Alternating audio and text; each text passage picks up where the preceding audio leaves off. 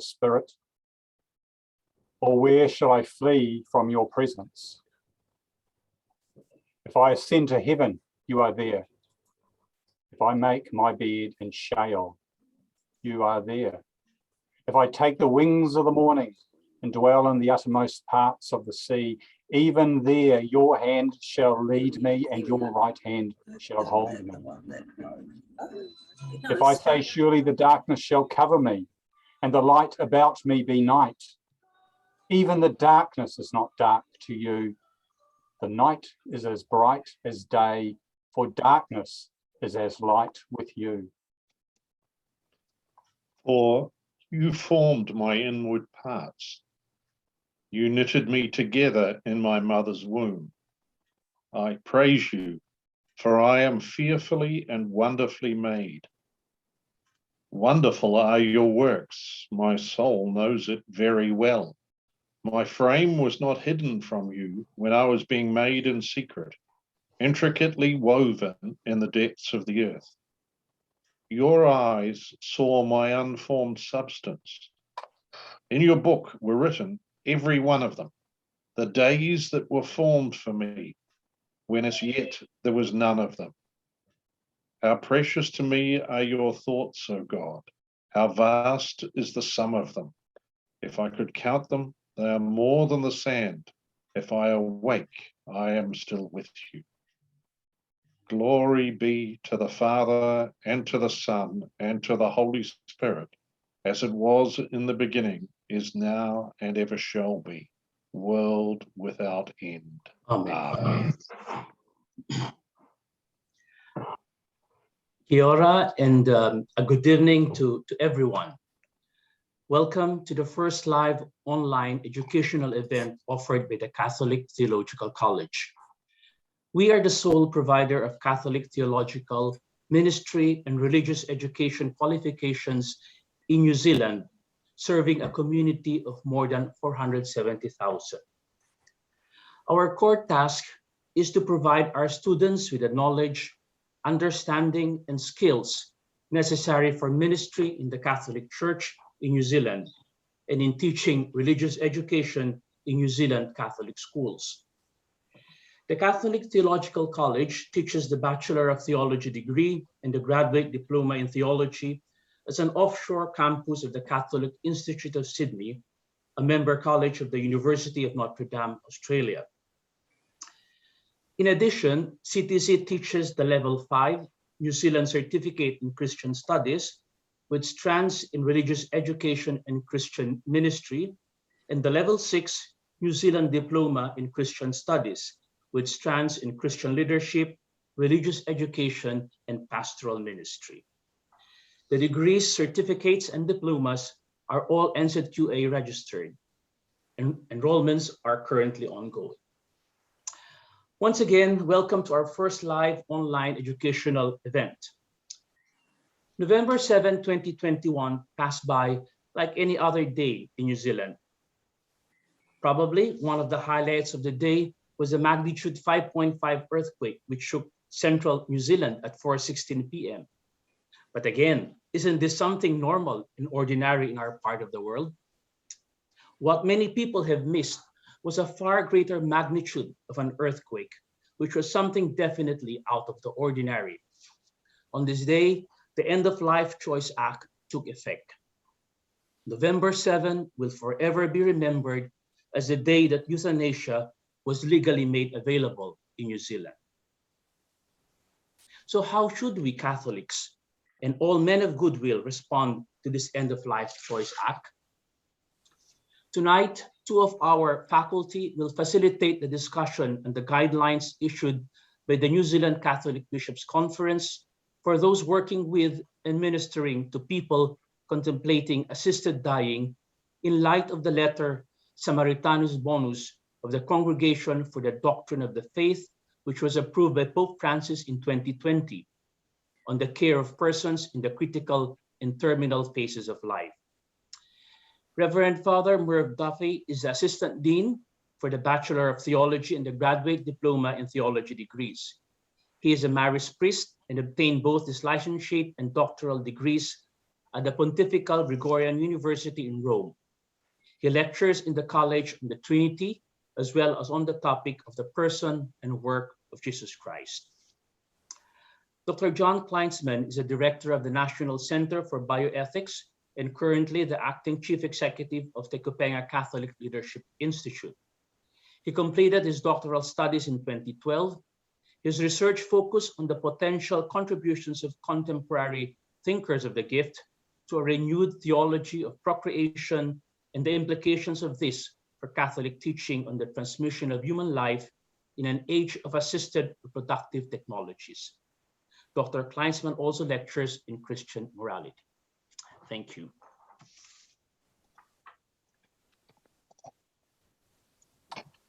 Thank you, John, for that introduction. I want to start first just by speaking very briefly about the language that we use around this issue. The Act itself uses the term assisted dying, so that's the legal terminology used.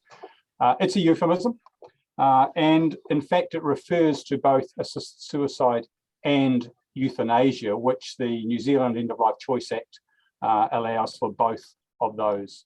Assisted suicide, and in the case of our act, medically assisted suicide, is where a person self-administers the lethal substance which has been provided to them by a health professional, whereas euthanasia, medical euthanasia, is where a third party, again with respect to our law, it would be a doctor or a health professional, administers the lethal substance. So just so we're clear about the what the different terms mean. We will probably use the term euthanasia mostly in the presentation tonight. It's interesting that in countries where both assisted suicide and euthanasia are available, 98% of those who avail themselves of assisted dying choose euthanasia. And it's also of note, I think, that the countries that have allow for both, as opposed to those states in America that only allow for assisted suicide, that the numbers are 10 times greater when both are allowed. Dr. John Evangelista talked about it as an earthquake. I talk about it in terms of both a bridge and a Rubicon. This image is from a travel blog, 20 ways to research a travel destination before you go. In a sense, that's what we're now trying to do as a church and also as a country, preparing ourselves for this new destination, which is the legalization of euthanasia and assisted suicide. Of course, when we visit a place we've never been to before, the reality is always somewhat different, but that's not to say that we can't prepare. If I were to go to Africa, for example, I would know that I'd need to take certain clothes and also use or have certain vaccinations and take certain medications. I think it's also properly described as a Rubicon, and this expression, to cross the Rubicon, means making a hard decision that has irreversible consequences. It's effectively a line that we cross of no return. And it goes back, the idea or the notion, the term originated historically with a decision made by Julius Caesar to cross the river Rubicon in northern Italy. And at the point where he decided to do that, he knew that he would be marked as an enemy of the state and that he would spark a civil war from which there would be no going back. The introduction of the Act is, I think, aptly describes the Rubicon because it introduces, for the first time in our history, the idea that there is a life unworthy of life, the idea that some lives are more worthy than others. You cannot have an act around euthanasia, assisted dying, unless you subscribe to this idea that some lives are less worthy than others, others are more worthy than those. So this idea, which I have to say has already existed for some time in the form of ableism, is now state sanctioned. The legalization of euthanasia raises many questions. A friend of mine who's in a rest home some time ago, very mentally active, but physically unable to get around, talked about the fact that he feels very isolated there from the other residents who are largely uncommunicative. And he said to me the other day, he's a good Catholic, I probably shouldn't say this, I would never ask for euthanasia, but John, I can understand in a whole new way why some people might want it after living in this rest home. So it raises many questions. How do we build a culture in which we see our elders as taonga, as treasure? How do we build a culture of life within our parishes? How do we build a culture of life within Catholic healthcare? How do we build a culture of life within our local church? Those, I think, are the bigger challenges that face us. And we're not going to be talking about those tonight. We are, of course, going to focus more specifically on the question of how to minister to people who are contemplating assisted dying. And thinking about this last question, people are immediately drawn to the church's teaching about euthanasia. We might think of the document encyclical Evangelium Vitae, the Catechism of the Catholic Church, and more recently, the letter Samaritanus Bonus, which we'll refer to quite a bit today. But if we are to answer that question effectively, we also have to recall that that teaching, the specific moral teaching on euthanasia, stands alongside the church's teaching on the right to be cared for. It's teaching on the intrinsic dignity of every person, and it's teaching on the rights and primacy of conscience. So conscience, of course, a person is obliged to follow faithfully what they know to be just and right. People have the right to act in conscience and in freedom so as to personally make moral decisions. They must not be forced to act contrary to their decision. So in negotiating this new landscape, we have to, among other things, also respect people's right to act in conscience and recognise that as part of the church's teaching. Very briefly, and I'm sure many of you will know this, we are not here talking about the cessation or the refusal of aggressive medical treatment. If we had time, we could go into that a little bit more, and we do so on the days that we offer on this. But just to say that euthanasia is not about saying no to futile treatment, is the term that is sometimes used. So a brief word about the Act itself. There are many reasons, I think, to be very wary of this Act, which has been described by various people overseas as relatively weak compared to other legislation that has been brought in around the world. Just a few of the points there. There are no independent witnesses required in our particular piece of legislation. There is no requirement in the Act for competence to be tested at the time of death, no stand-down period. It is not an act of last resort, as it is in some countries. Only the first doctor needs to check for coercion. And this is important too, there's neither doctor needs to have met or to know the person before meeting them to discuss ending their life, which does not set up a doctor very well for detecting coercion. There's no requirement for doctors to meet with family. Doctors are not permitted, not required to have any specialist medical knowledge. And again, for example, in Victoria, this is the case. Only specialist doctors can actually get involved in providing assisted dying. There's no screening for depression. And one other that I could have added in there, but I'll mention now, there's no requirement for a person to actually discuss this momentous decision with their family. These things are particularly important when we come to think about how we might accompany persons who are contemplating euthanasia. And it's important to remember that we are talking about extremely vulnerable people, including people who are going to be under all sorts of coercion. Coercion is of significant concern. And this is what the Act asks of a doctor. The doctor must give the person a form confirming that certain steps have been taken, including that the person's requests have been made of their own free will. And if at any time the doctor suspects a person is being pressured, they must stop the process immediately. But there is no effective test for coercion. The effective test, if you like, is that there is no reasonable grounds to suspect it. And recall the point I've just made that the doctor need not and may well not have met the person before. The New Zealand Medical Association has noted that the Act does not specifically address other types of pressures such as barriers or access to care, social or financial pressures, loneliness, neglect by family members or carers, and this idea that people think that they are a burden, which is something that Karen Hitchcock refers to in her book, The Medicine, A Doctor's Notes. No panel of doctors, she says, or booklet of rules can prevent this invisible coercion, this idea that people feel like they are a burden. It's clinicians on the front line who see this invisible coercion in action all of the time. Patients apologising for taking up beds, for being a burden, or finding themselves disgusting and so wishing they could die. And I would actually go so far as to say that there will be a significant element of coercion, whether internalised or external, in most, if not all, requests for euthanasia or assisted suicide. And if we look at why people choose assisted suicide overseas, these are figures from Oregon, which has been keeping statistics for over 20 years. And remember, this is a state that only provides for assisted suicide. These figures, of course, don't add up to 100. So what people, they represent the various reasons that people can give. But 94% of people, it's about the fact that they can't engage in enjoyable activities.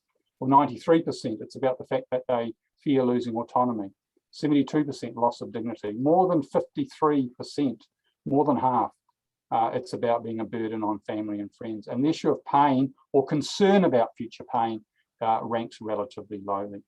So what we conclude from this is that the drivers for assisted suicide in Oregon are largely existential in nature, by which I mean they are essentially all problems that are associated with living with a disability, which can in fact be addressed by the provision of support. So we should be very suspicious, I think, when we encounter anyone who is contemplating assisted dying. So the question arises, and it's an important one. What is the most appropriate stance for a pastor, minister, or chaplain to adopt when they encounter a person who is of a firm mind to be euthanized or who wishes to explore the option? When we started the process of gathering information, we put a survey out to priests, chaplains, and other lay ministers. We had 80 responses and 40 pages of notes. And there were 5 key areas that emerged in terms of people's views about the stance that they thought was most appropriate should they encounter someone who was contemplating assisted dying. Those who were strongly opposed, others who thought their stance should be one of neutrality, those who thought unquestioned acceptance, and in our case, they were a relatively small number with respect to the total number. There were those who thought a request should be queried, and I've referred to that subsequently as a hermeneutic of non-judgmental curiosity. And those who thought they should refer it on. So, as already noted, we should be suspicious. I initially thought about the idea of a hermeneutic of suspicion, but as I said, we developed that more and eventually came up with this phrase, a hermeneutic of non-judgmental curiosity. The phrase alerts people to the idea that there is a significant likelihood that patients raising the idea of assisted dying may well be motivated by depression. They may well be motivated by ignorance. They may well be motivated by fears or coercion, which we've spoken about already in one of its multiple forms, whether internal or external. And of course, none of these are part of the recipe for a fully informed and free decision. So for me, this phrase alerts ministers to the idea that the person they are meeting will be under a very real risk of duress. Now, the issue that New Zealand is facing is turning up all around the world. So the Vatican has, or at least the Congregation for the Doctrine of the Faith, has issued a letter on the topic just over a year ago, Samaritanus Bonus, which of course is Latin for Good Samaritan. And the parable is referenced constantly throughout the document. And so if I know I'm preaching to the choir here, but let me just remind you of the parable. The man attacked by robbers, a priest happened to be going down the same road, and when he saw the man, he passed by on the other side. So too a Levite, when he came to the place and saw him, passed by on the other side. But a Samaritan, as he travelled, came where the man was, and when he saw him, he took pity on him. He went to him and bandaged his wounds, pouring on oil and wine. Then he put the man on his own donkey, brought him to an inn, and took care of him. And Jesus asks the lawyer, which of these 3 do you think was a neighbor to the man who fell into the hands of robbers? The expert in the law replied, the one who had mercy on him. And Jesus told him, go and do likewise. So this is a direct command from Jesus to his disciples, cast in his framing of the parable. We are to be people who have mercy on those who need mercy. So the letter, The Good Samaritan, Samaritanus Bonus, was published on the Memoria of St. Camillus de Lellis, the patron saint of the sick, of hospitals, nurses, and physicians. He's also the patron saint of gamblers, but that's not terribly relevant. Circular letters from curial officers are first and foremost pastoral in nature and typically do not break new ground or give new teaching. Rather, such letters aim to clarify current teaching or proclaim and organize that teaching in a more comprehensive fashion. Thus, the weight or canonical authority of anything in it relates more toward the weight that matter had in other teaching documents. Therefore, the footnotes are significant in identifying the foundation of any particular statement. A letter is not new legislation, nor is it an instruction which specifies the implementation of legislative texts. Nonetheless, such letters are meant to communicate the current state of teaching so as to guide both the thinking of the faithful and the church's pastoral care and pastoral practice. Samaritanus Bonus was approved by Pope Francis, indicating that he understands the letter as reflecting church teaching and is pleased to have it issued. His approval does not change the nature of the document and does not make it a papal statement. It's a statement of the Congregation of the Doctrine of the Faith. And probably the guy that signed it off, Louis Ladaria, SJ, pictured there, is he certainly coordinated and brought it together and is probably a principal author of it. And he also taught me Trinity, which I now teach. So that's one very bright man who was a major player in this. So it's on the care of persons in the critical and terminal phase of life. And the introduction gives the two big emphases that run through the whole document. How to translate the message of Jesus into a readiness to accompany a suffering person in the terminal stages of life in this world, and to offer this assistance in a way that respects and promotes the intrinsic human dignity of persons who are ill, their vocation to holiness, and thus the highest worth of their existence. So I'm claiming this letter is about accompaniment, and at the same time affirming the Catholic teaching about the worth of human existence. And what's the basis? Why should we care? Quoting the Gospel of Matthew, it says, "Amen, I say to you, whatever you did for one of these least brethren of mine, you did for me."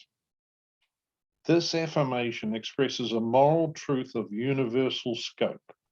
We need then to show care for all life and for the life of everyone, and thus to reveal the original and unconditional love of God, the source of the meaning of all life. So John's coming at this as a moral theologian. I'm coming at it as a dogmatic theologian. Here's the dogmatic foundation of this. Here's the theological truth behind why the church has to show care. It has to show care because the church is meant to be an icon of God in the world. The body of Christ, the disciples of Jesus, we are to show care to reveal the original and unconditional love of God. That's why we care, because God cares. And then this emphasis on the good that is each human person. Every individual who cares for the sick, physician, nurse, relative, volunteer, pastor, has the moral responsibility to apprehend, to recognize the fundamental and inalienable good that is the human person. They should adhere to the highest standards of self-respect and respect for others by embracing, safeguarding, and promoting human life until natural death. This is the Catholic teaching about the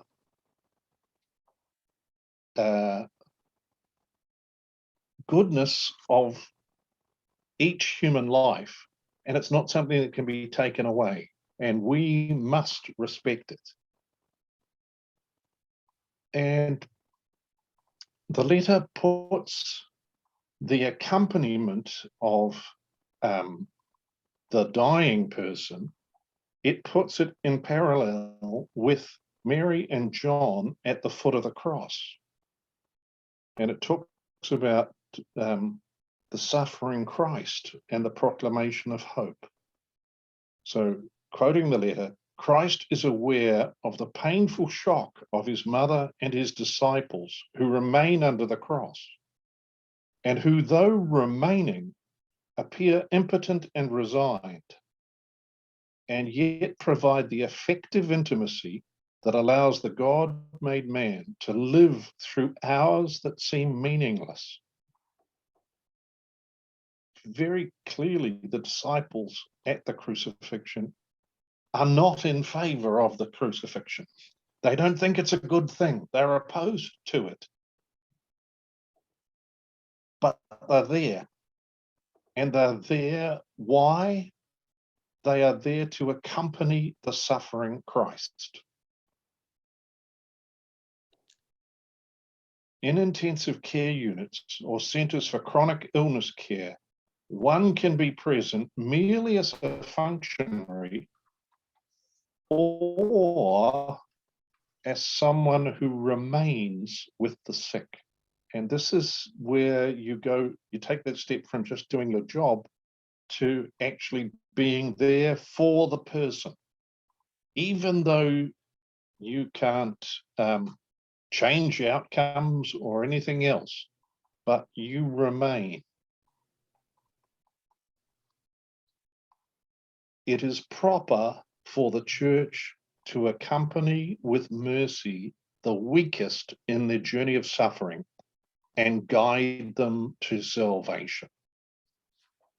The letter from the Congregation of the Doctrine of the Faith makes it really clear that we, the church, are to be the Good Samaritan, and we are to have the Samaritan's heart that sees. The church is convinced of the necessity to reaffirm as definitive teaching that euthanasia is a crime against human life, because in this act, one chooses directly to cause the death of another innocent human being. Euthanasia, therefore, is an intrinsically evil act in every situation or circumstance. The letter reflects church teaching and is utterly clear that the Catholic Church is opposed to euthanasia and considers it a crime against human life. There's no suggestion of an acceptance of it or of recognizing it as good in any way.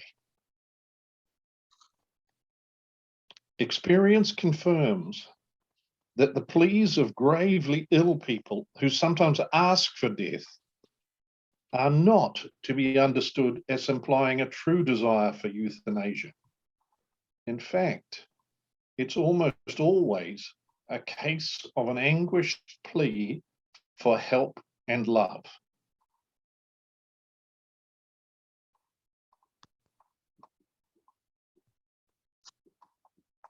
The letter does not want our rejection of euthanasia to stop our accompaniment. And it's almost to see in this person who is choosing assisted dying, this anguished plea for help and love, and to try and respond. Those who assist persons with chronic illnesses or in the terminal stages of life must be able to know how to stay, to keep vigil with those who suffer the anguish of death, to console them, to be with them in their loneliness, to be an abiding with that can instill hope. And the congregation points out the centrality of the role of the family to the care of the terminally ill patient. In the family, a person can count on strong relationships, valued in themselves, apart from their helpfulness or the joy they bring. It's essential that the sick under care do not feel themselves to be a burden, but can sense the intimacy and support of their loved ones. The family is central, but the family can't always do it by themselves. The family needs help and adequate resources to fulfill this mission. Those of you involved in ministry to the dying will find that you spend a lot of your time ministering to the family of the dying, trying to give them the help and the resources to support the dying person. The letter, Samaritanus Bonus, is actually addressed to the care of persons in the critical and terminal phases of life. So it's not specifically written for or to address the issue of euthanasia or assisted dying. Of course, it does address that in part 5, which has 12 parts in it. And number 11, which is 1/12 of part 5, is the section which addresses specifically the questions that arise around pastoral discernment for those who are contemplating assisted dying. And one could read section 11, and that could easily lead one to conclude that ministers and chaplains should not be providing sacramental encounters for persons who are contemplating euthanasia or assisted dying. However, a more nuanced reading reinforces the interpretation that the objective state which Samaritanus talks about involves a manifest absence of the proper disposition for the reception of sacraments, is a state in which the person is known to the minister as someone who willingly persists in that decision. That is a key phrase in all of this. In other words, the fact that a person is contemplating assisted dying is not sufficient in itself. The state that Samaritanus refers to, which involves a manifest absence of that proper disposition for the sacraments, is defined by Samaritanus Bonus in section 11 as requiring, as we've seen, a willing persistence and a firm decision. So this is not John Kleinsman talking, this is Samaritanus Bonus talking.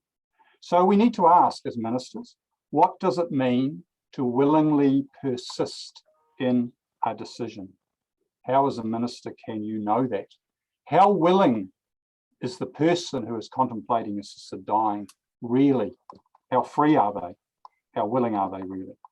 How likely are they to persist? In other words, by Samaritanus Bonus's own reckoning, we need to be sure that a person has decided that it's a done deal, if you like, to be sure that they are in that objective state which involves that what they call the manifest absence of a proper disposition for the sacraments. So recall again some of the points I raised earlier on in this presentation. The duress a person could well experience as a result of a whole lot of factors. The fact that they may not have access or the same choice to palliative care that other people. And we know that in New Zealand, palliative care is not equally available throughout the country. Furthermore, in section 11, it speaks of people being in an objective state, but it also acknowledges that their subjective dispositions can qualify the imputability of guilt. You might just want to go back to the previous slide for a minute, Merv, just so people can let that sink in. So when Samaritanus Bonus uses that phrase, it's definitively describing its own position as excluding consideration of a person's subjective dispositions. It makes that point really, really clear. So here it's speaking of the object of the act, if you like to use some formal moral terminology. So in section 1 of part 5, Samaritanus Bonus acknowledges that requests can arise from anguish and despair, and that guilt can be reduced or completely absent. And in the same section, it talks about the fact that personal responsibility can be compromised. So we also need to recall that Samaritanus Bonus needs to be read and interpreted within the broader Catholic moral tradition. We don't read it or consider it outside of that moral tradition. And we know that at the core of our moral tradition, is this idea that when it comes to moral culpability, moral responsibility, if you like, we have to take account of a person's intention and their circumstances, as well as the act itself, the objective state, if you like. We've already talked about some of those circumstances tonight that might shape a person's desire to contemplate assisted dying. And we might also want to ask, what sorts of intentions might someone who is contemplating assisted dying have? And this could include, for example, financial considerations. So what are we to make of this? Maybe it's not such a hard call after all. If the objective state referred to is defined by Samaritanus Bonus in terms of a willing persistence and firm decision, this actually sets a very high bar or a very high threshold. And I would argue that in fact, we need to conclude that in practice, most people who are contemplating euthanasia will likely not meet that threshold. And I think that's critical in terms of the way in which we respond to those questions about spiritual accompaniment and in particular the offering of sacraments to people. So as pastors, we need to be very, very sure about a person's disposition if we are of a mind to deny their request for the sacraments. And the bishops make it very clear in their guidelines that they see that this would be a very rare occurrence. And they use the terminology that pastors should assume, unless it's obvious that people are in bad faith, they should assume that people are always in good faith, those who are asking for the sacraments. And just to reiterate the point again about the fact that people change their mind, looking at the research from Oregon, we know that 1/3 of people who actually get so far as to be approved and be given the lethal substance do not, in fact, go on to use it. All of this points to treating a request for assisted dying with the same mindset as we would treat someone contemplating suicide, what I would call non-assisted suicide, if you like. Now, Robert Barry notes that because the law requires that a person has to be mentally competent in order to access assisted dying, now New Zealand law certainly states that, many think there are differences, significant differences between suicide and assisted dying. However, in a paper that was actually written as far back as 1997, he challenges this assumption. He says we should be skeptical of the propaganda that presents assisted dying as rational and autonomous. On the contrary, such actions are internally constrained by many factors, fears, and anxieties. And it is precisely because requests for assisted dying are suicidal that spiritual accompanists should apply to them the same laws and customs that applies to suicide. So to put it bluntly, the propaganda about assisted dying will mostly not reflect the real world situation of most people who find themselves in a situation of contemplating assisted dying. Another question that the document brings up is when the assisted dying actually happens, when what they call euphemistically medication is given. And Samaritanus Bonus is very keen to avoid any suggestion of complicity. Those who spiritually assist these persons should avoid any gesture, such as remaining until the euthanasia is performed, that could be interpreted as approval of this action. Such a presence could imply complicity in this act. They must not give scandal by behaving in a manner that makes them complicit in the termination of human life. So, in general, the advice is not to be present at the end. But this is a very nuanced statement. It's conditional. There's coulds and shoulds in here. And again, there's a judgment call required. Will your being there give scandal? Will your being there make anybody think that you approve of what's happening? Or are you there for the sake of the family, for the sake of the person? I mean, we have chaplains at executions, for God's sake. So literally for the sake of God and the person. And as a church, we very much disapprove of executions.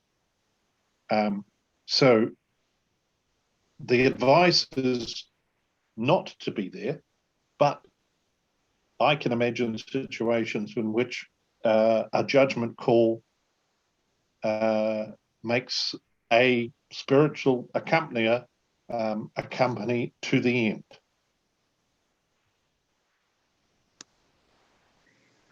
We're bringing this into land.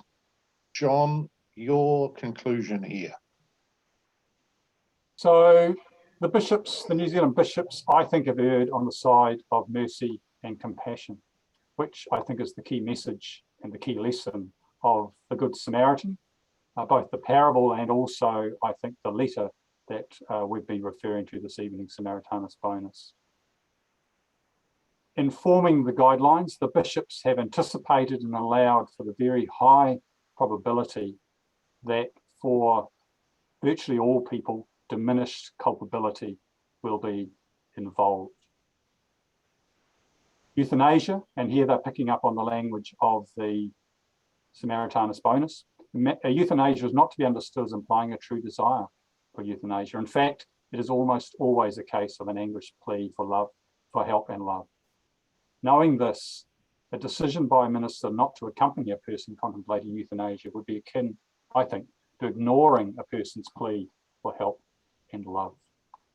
And this all suggests a pastoral and a sacramental approach that is not narrowly or simply based on the objective wrongness of euthanasia, which is reaffirmed in Samaritanus Bonus and is also strongly reaffirmed in the guidelines and the pastoral statement that the New Zealand bishops have put out.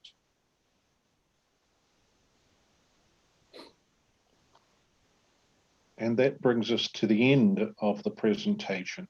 Thank you.